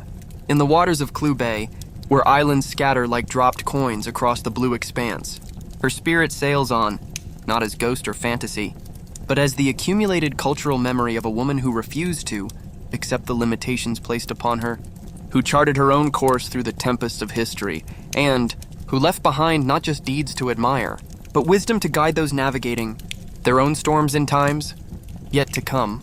Chapter 11, The Sea of Time. The tourist boat cuts through Clew Bay on a rare, clear Irish morning. The passengers huddled against the spray as a guide points toward a stark stone tower rising from a narrow inlet. Rockfleet Castle, she announces, one of Grace O'Malley's strongholds. From here, she commanded ships that controlled these waters for decades. The tourists raise cameras and phones, capturing images of the 15th century tower house that still stands, remarkably intact, its thick walls weathered by centuries of Atlantic storms, but fundamentally unchanged since Grace walked its battlements.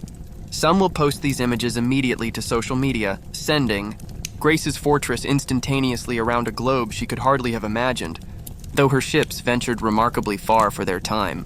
This scene, repeated hundreds of times, each summer along Ireland's western seaboard, represents the latest chapter in Grace O'Malley's extraordinary afterlife. From historical figure to cultural legend to tourist attraction, her transformation continues across the centuries, finding new relevance with each generation that encounters her story. Today, Grace's legacy extends far beyond Ireland's shores. Historical novels about her have been published in dozens of languages. Documentaries exploring her life have aired on international networks. Academic conferences have examined her significance from feminist, post-colonial, and maritime history perspectives. Her name and image have become global shorthand for female power exercised against convention and constraint. What explains this continuing, even expanding, fascination with a woman who died over 4 centuries ago? Beyond the inherent drama of her story, the battles, the political machinations, the meeting with Elizabeth, there is something about Grace O'Malley that speaks directly to contemporary concerns about identity, agency, and survival in times of profound change. In a world increasingly shaped by global forces that seem beyond individual control, climate change, technological disruption, economic transformation, Grace offers a compelling example of determined self-definition against overwhelming odds. She didn't change the historical tide of English colonization in Ireland, but she refused to be passively swept away by it. She created space for her own choices even. When those choices were severely constrained, maintaining dignity and purpose in circumstances that might have justified despair. This capacity for agency amid constraint resonates powerfully in an age when many people feel their lives increasingly determined by systems they cannot influence. Grace reminds us that while we may not control the larger forces shaping our world, we retain the ability to choose our response to those forces, to find the spaces, however narrow, where our decisions still matter. Similarly, in an era of accelerating change that threatens established identities and communities, Grace's navigation of cultural transition offers valuable perspective. She lived through the collapse of the medieval Gaelic order that had given meaning and structure to her world. Yet she neither surrendered completely to the New English regime nor engaged in futile resistance to inevitable transformation. Instead, she found ways to preserve what was most essential while adapting to unavoidable change. This balance between preservation and adaptation, between maintaining core values and embracing necessary change, provides a model for navigating our own era of disruption.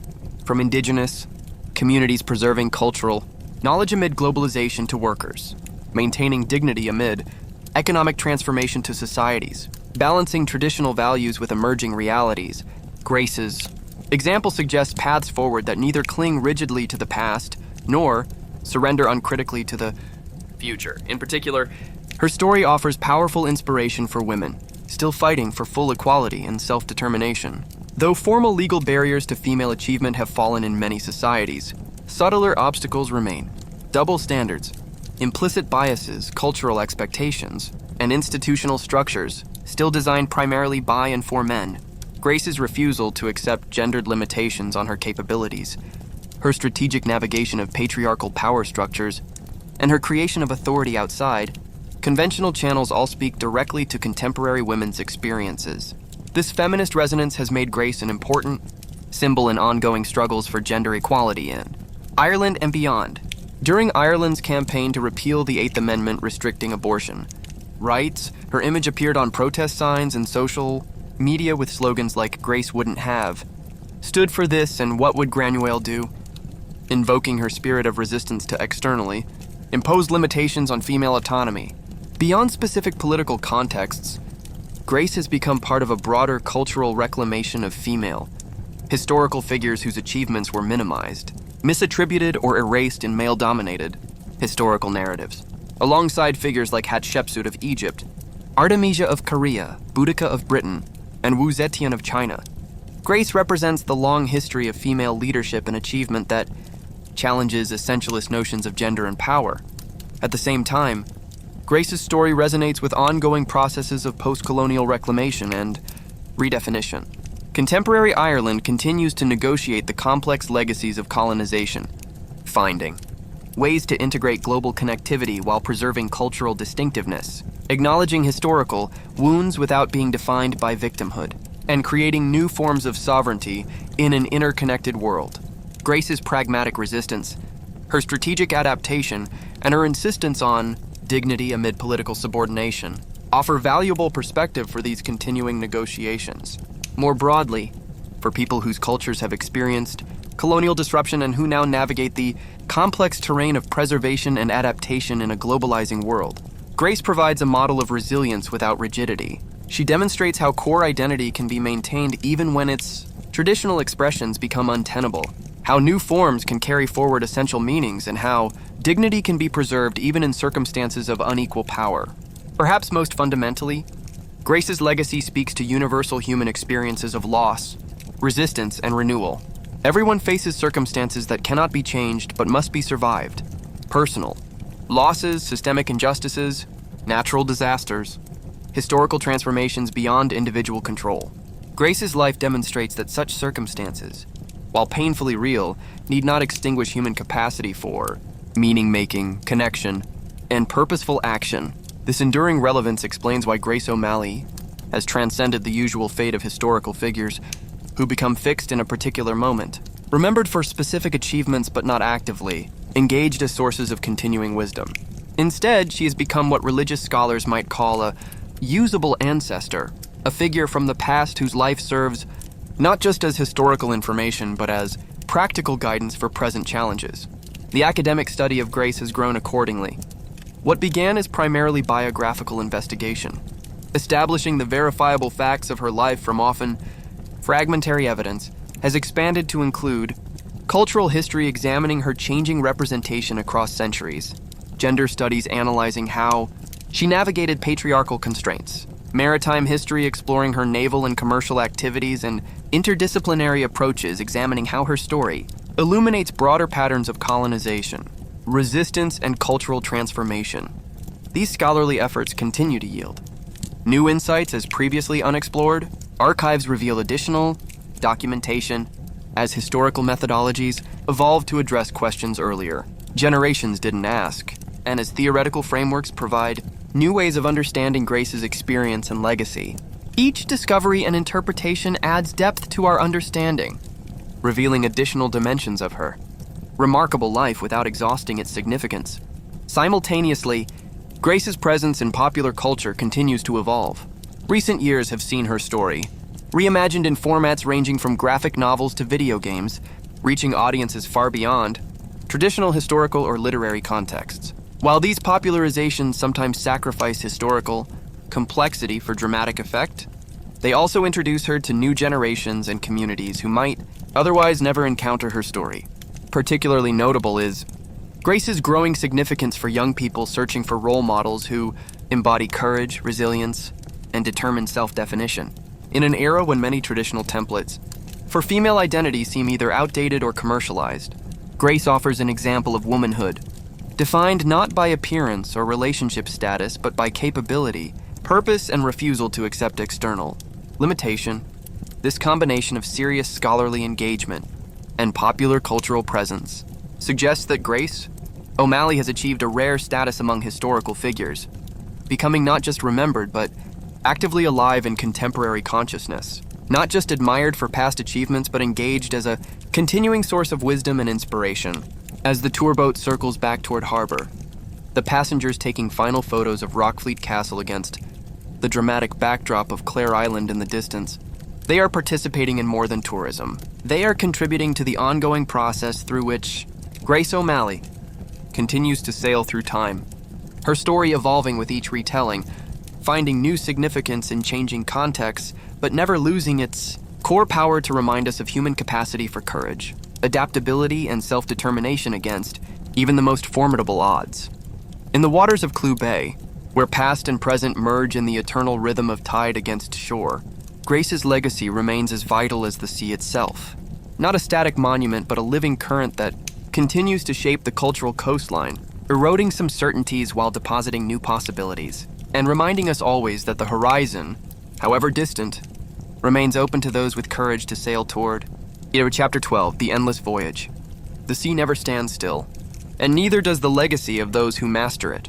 As we conclude our journey through Grace O'Malley's remarkable life and enduring impact, it's worth reflecting on how her story continues to evolve, finding new channels of relevance in the changing currents of contemporary life.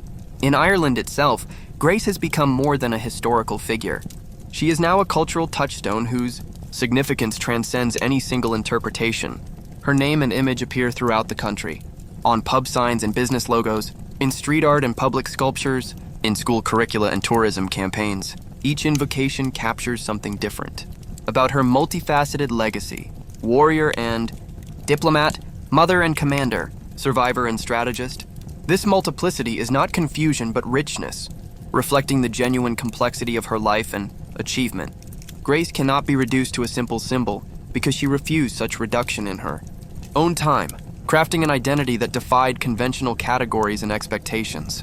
Her ability to be simultaneously a seafarer and a noblewoman, a fighter and a negotiator, a preserver of tradition and an adapter to change mirrors contemporary, struggles to reconcile seemingly contradictory aspects of identity and purpose. Beyond Ireland, Grace has joined a select company of historical figures who speak across centuries and cultures, offering wisdom that transcends their specific historical context, like Leonardo da Vinci, whose combination of artistic and scientific genius inspires cross-disciplinary thinking, or Hypatia of Alexandria, whose intellectual courage in the face of religious intolerance resonates with modern secular values.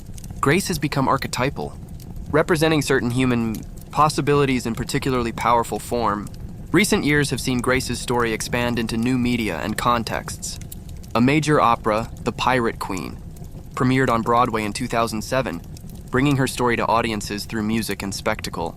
Documentary filmmakers from Ireland, Britain, and the United States have created works exploring different aspects of her life, from her naval activities to her political strategies to her meeting with Elizabeth. Graphic novels, young adult fiction, and video games have reimagined her for younger audiences, ensuring her story passes to new generations. More substantively, Grace's example continues to inform real-world action and identity. Community development initiatives in Mayo and Galway invoke her legacy to promote local resilience and self-determination. Women's leadership programs cite her strategic intelligence and adaptive courage. Environmental organizations working to protect Ireland's western coastline connect their efforts to her maritime heritage and stewardship of coastal resources. These diverse applications of Grace's legacy aren't arbitrary appropriations, but meaningful extensions of the core values her life embodied: determined self-definition against external constraint, practical resistance to unjust power, creative adaptation to unavoidable change, and preservation of essential identity through transformative circumstances. What makes Grace particularly valuable as an historical exemplar is precisely her complexity and ambiguity. Unlike simplified heroes who represent pure virtue or straightforward moral lessons, Grace offers the nuanced wisdom of a fully realized human being navigating difficult choices in challenging circumstances, sometimes succeeding brilliantly and sometimes falling short, but always maintaining her essential dignity and agency. This complexity makes her relevant across ideological and cultural divides. Conservatives can admire her preservation of tradition and defense of family interests. Progressives can celebrate her challenge to gender limitations and resistance to colonial power. Libertarians can applaud her self-reliance and independence from state control. Communitarians can recognize her embeddedness in collective identity and reciprocal obligations. She transcends the simplistic categories of contemporary political discourse to remind us of deeper human continuities across seeming differences. Perhaps most importantly, Grace continues to offer wisdom for navigating an increasingly uncertain future. As climate change transforms coastlines, as technological disruption reshapes economies, as global connectivity challenges traditional cultural boundaries, and as established political structures struggle to address transnational challenges, her example of resilient adaptation without surrender of essential values becomes increasingly relevant. She reminds us that survival through periods of fundamental change isn't about clinging rigidly to familiar forms nor about passively accepting whatever comes, but about discerning what is truly essential and finding new ways to carry it forward into altered circumstances. She exemplifies the capacity to face reality without despair, to acknowledge necessary change without losing core purpose, and to find meaning and agency even in highly constrained conditions. These aren't abstract lessons, but embodied wisdom demonstrated through the concrete choices and actions of a remarkable woman facing extraordinary challenges. They remind us that history's value isn't just in recording what happened, but in preserving the hard-won insights of those who navigated difficult passages before us. As we face our own uncertain seas, technological transformations that redefine human possibility, environmental changes that threaten established ways of life, political realignments that challenge traditional certainties, Grace O'Malley sails beside us still, not with simple answers, but with the example of a life that maintained its course through equally turbulent waters. Her enduring presence in our cultural imagination suggests that some human qualities transcend their historical moment, speaking across centuries with undiminished relevance. Grace's courage, adaptability, and determined self-definition mattered in 16th century Ireland because they enabled survival and dignity in challenging circumstances. They matter now for precisely the same reason, even as the specific challenges we face differ from hers. This continuity across time reminds us that while historical conditions change, the fundamental human capacity for meaning-making, for purposeful action, for connection and courage in the face of difficulty remains constant. Grace's story isn't just about who she was then, but about what we can be now, about the possibilities that exist even in constrained circumstances for those willing to seek them. The boat that carries tourists around Clew Bay eventually returns to harbor, but Grace O'Malley's voyage continues through the written accounts that preserve her deeds, through the cultural memory that keeps her name alive, through the landscape that still bears the marks of her presence, and most importantly, through the continuing resonance of her example in lives being lived right now. For Grace's greatest legacy isn't the castles that still stand on Ireland's western shore, or the songs that still celebrate her exploits, or even the scholarly works that analyze her significance. It's the living influence she exerts on people who, having encountered her story, find themselves emboldened to chart their own course against limiting circumstance, to maintain dignity in difficult conditions and to preserve what is essential while adapting to what must change. In this sense, Grace O'Malley achieved a form of immortality, more meaningful than mere remembrance. She lives on as an active presence in our collective imagination, a figure who continues to shape how we understand courage, resilience, and the human capacity for self-determination against even the most powerful constraining forces. As we navigate our own uncertain waters, personal challenges, social transformations, global crises, we can draw strength from knowing that others have sailed through equally threatening seas and found their way forward. Grace O'Malley, the Pirate Queen of Ireland, the woman who defied convention and constraint to define her own destiny, continues to chart a course for those still seeking freedom and dignity in a world that often denies both. Her voyage is endless because each generation finds in her story what it most needs: inspiration, perspective, tactical wisdom, or simply the confidence that comes from knowing such a woman once lived and might, in some sense, live again through those who carry forward her spirit of determined self-definition against the limiting tides of their own time.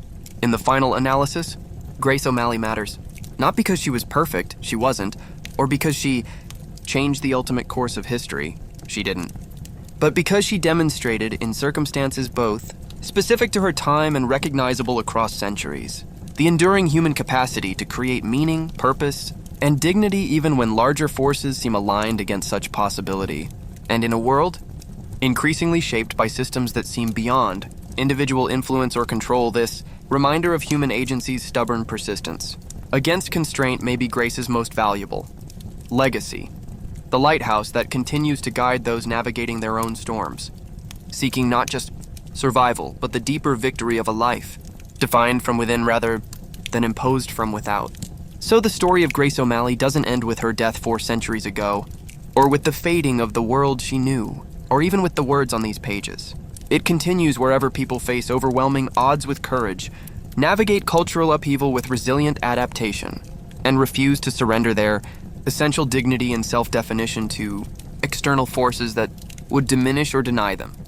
In that continuing story, in the endless voyage of human determination against constraint, Grace O'Malley sails on, not as ghost or fantasy, but as enduring, exemplar of what remains possible even in the most challenging seas for those with courage to chart their own course and skill to navigate the tempest's fury. And in that spirit, we don't conclude her story, but simply pause in its telling, knowing that like the tide itself, it will continue its rhythm of advance and retreat, revealing new aspects with each cycle, eroding some certainties while depositing others, but always maintaining its essential connection to both the depths of the past and the distant horizon of possibilities yet to be discovered. For the sea is never still, and neither is the legacy of those who master it. Grace O'Malley, daughter of the Tempest, continues to sail through time, her wake still visible in the waters of Clew Bay and in the currents of human courage that flow from her remarkable life into our continuing voyage of discovery.